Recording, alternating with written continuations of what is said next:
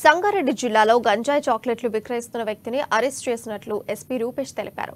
పక్కా సమాచారం మేరకు పోలీసులు సోదాలు నిర్వహించి ప్రేమ్ కుమార్ అనే వ్యక్తిని అరెస్ట్ చేశారు. ప్రేమ్ కుమార్ మల్కాపురం గ్రామ శివార్లో షెడ్డు ఏర్పాటు చేసుకుని గంజాయి చాక్లెట్లు నిల్వ ఉంచి వివిధ ప్రాంతాల్లో విక్రయిస్తున్నట్లు ఎస్పీ తెలిపారు. పలు పోలీస్ స్టేషన్లలో గంజాయి అక్రమ రవాణా కేసుల్లో నిందితుడిగా ఉన్నాడని, 2 సార్లు జైలుకు వెళ్లి వచ్చాడని ఎస్పీ రూపేష్ తెలిపారు. పరిశీలించి అతన్ని ఇంట్రాగేట్ చేసిన తర్వాత అతని పేరు ప్రేమ్ కుమార్. ఇతను ఒక మైగ్రెంట్ లేబర్. ఇతని స్వస్థలం బీహార్ నుండి ఇక్కడికి వచ్చి మన హత్నూరా పరిసర ప్రాంతాల్లో ఉన్న పారిశ్రామిక ప్రాంతాల్లో వర్క్ చేస్తూ ఉంటాడు. సో ఇతని మీద గతంలో కూడా కొన్ని కేసులు ఉన్నాయి. దాదాపు 2 కేసులు ఇప్పటి వరకు జరిగిన ఇన్వెస్టిగేషన్లో, ఒకటి నర్సాపూర్ ఎక్సైజ్ పోలీస్ స్టేషన్లో, 2 పటాన్చెరు ఎక్సైజ్ పోలీస్ స్టేషన్లో ఆల్రెడీ గాంజాకు సంబంధించిన కేసులు ఉన్నాయి.